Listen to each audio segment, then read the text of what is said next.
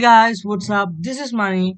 So today I'll be practically showing you how bad and how dangerous it can get if you connect to a open Wi-Fi network or a public Wi-Fi network. Everyone love to get free Wi-Fi. In fact, most of the people go to cafes, malls to get free Wi-Fi. And if we find a open network which has got no password, then we can't resist ourselves even a second without connecting to it. We don't think of who is the owner of the network, what it can lead to. So guys, today I'll be first showing you what can a hacker do if he manages to connect to the same public Wi-Fi network or open network which you are also connected to. And then I'll be showing you how to not allow a hacker to see what are you doing online even though you are connected to same public Wi-Fi network or open network as his. So now let us think that this is a computer with the help of which we have managed to connect to a public Wi-Fi.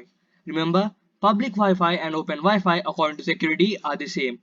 We can connect to a public Wi-Fi by an OTP sent to our mobile phone or by just asking the password in case of a cafe. And an open Wi-Fi we can connect just by clicking. So literally anybody and even the hacker may connect to an open Wi-Fi or a public Wi-Fi. So now let's go browse any website and see if the hacker will be able to compromise our passwords and data. So first we need to go to a website called worldweb.com and let us go there. As you can see here, a set of websites have loaded and I need to go to this website right here where I can log in and put in my username and password. So I can sign up right here and let me put my username which is money and my password which is 123. Now let's click on login. Now, as you can see here, we have compromised the data and passwords. So as you can see here, we can see all the websites that I entered in that computer.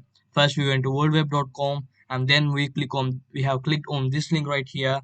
And then we have clicked on testpph.worldweb.com. And finally, we went into the login page and put all the usernames and passwords. So this is my username, which is money, and the password I entered is 123, and this is all the information regarding that website and what it is running on. As you can see here, it correctly guessed what system I'm using. It's Ubuntu and the version of Ubuntu I'm using right there. Here the attack which is performed is called the man in the middle attack, and if you don't know what it is, I already made a video on the different ways by which a hacker can hack you. So it will pop up right there. Go click and watch the video. And if you are wondering how I'm able to run two operating systems with my Windows running alongside at the same time, then you should surely know about VirtualBox.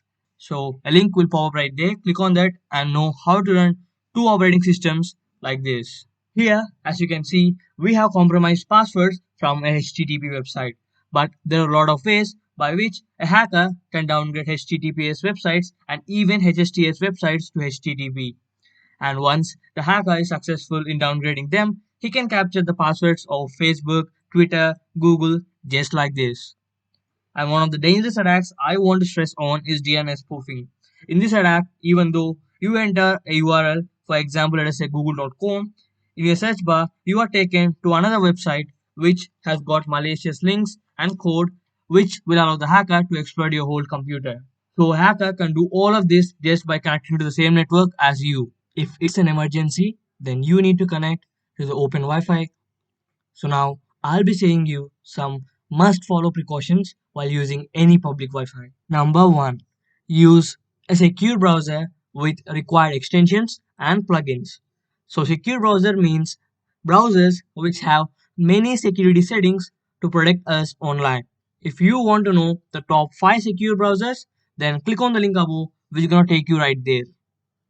Irrespective of your operating system, I recommend Firefox and Brave because they have default settings which block lots of dangerous code, and they also block all the tracers and trackers. Now, let us see the plugins and extensions. At number 1, we have HTTPS everywhere. What it does is that it forces your browser to load only HTTPS websites. Once you are using HTTPS, then the hacker, even though he's a man in the middle, can do nothing harmful to you. Number 2, no script. As the name suggests, it blocks all the scripts which are not needed so that the hacker will not be able to inject anything bad into our computer or browser. So these are the must required extensions that you need to have while using a public Wi-Fi. Number two, we have never enter password credentials while using a public Wi-Fi. Once you have successfully followed the first step, then it's very unlikely for the hacker to see your data and your passwords. But if he manages to perform a DNS spoofing attack, then he can still hack you. So always remember to keep a look at the search bar. There are websites like Facebook with a single O, Google with a single O, and Facebook.com, which look same as a real one, but the little letters can put you into mess. So it's highly recommended not to enter your login credentials while using a public Wi-Fi. But if you are following the third step, then you can enter your passwords and usernames without any fear. So now at number three, we have use a legit VPN. VPN stands for Virtual Private Network, and the job of a VPN is to create a secure tunnel between you and the internet in which nobody can peep into.